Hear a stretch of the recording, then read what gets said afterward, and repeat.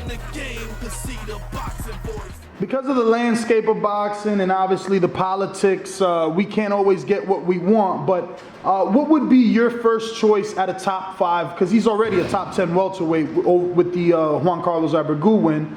So who would be your first choice for a top 5 welterweight so he could cross that, you know, that next leap of crop of fighters? I mean, obviously there's the Pacquiaos and the, I mean, depending on if you want to still rank Marquez after being out of the ring for a year, you got Marquez, Mayweather, Thurman has to be in there, Brook, Khan, am I missing it? Porter.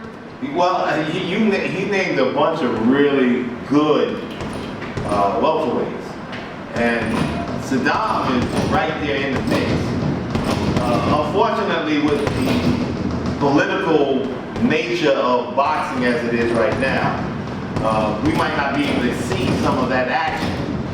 But if I could, I would like to see Sadam fight a top 15 to 10 guy just to loosen up. And give me a name. Give me a name. Collazo's busy. That would have been good in the Barclays Center, though. You know. Well, pass the torch. Well, Collazo's family, so we wouldn't fight him. That's something we wouldn't do.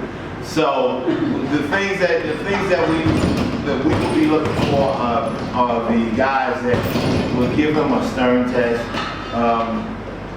like the route that some of these other young champs have taken, the Soto Carrazas, the Diaz's, and just so that he could show his capabilities with them. And now, of course, people would be comparing the performances. So at that point in time, I think that Sadam, being the athlete that he is, he'd do very well because he's not a stand and shoot type of athlete. He's a stick and move and set you up type of athlete. He'd do very well, and that will give them a chance to say, well, he won't be as easy to jump on or bully or corral into an area where he can get hit with a bunch of punches and then maybe the guy tries to work him over and stop him. No, that won't happen. Not at all. Now, I find it interesting that I gave you an opportunity to mention the top 5. You went to 10 or 15, but you guys may get top 3 pound for pound guys. So isn't that going to be a huge, I guess, leap in competition? So you don't necessarily sound like you want him up there, but if the Bradley fight happens, he's forced into that situation. I'm forced in. Oh, so you won't take it? He took the Abregu, nobody thought he'll take it. If it's a good opportunity, he'll take number 1.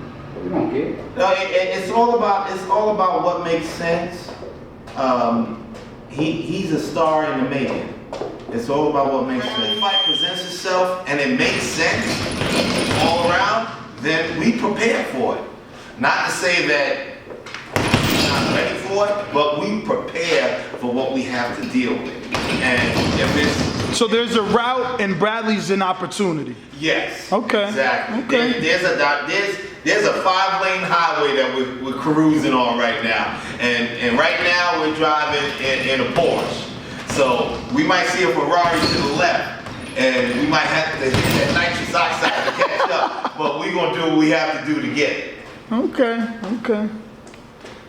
But if not, you want him to continue at the pace that he's at so he could develop into the star that you believe he can be. Every day is a day to sharpen up. Every fight is a chance to gain more experience, to create more of that ambiance that I am supposed to be here. I'm destined to be a world champion and a great world champion. And those are the tiers that we're working with now, and we're going to just keep sharpening that knife until we get there.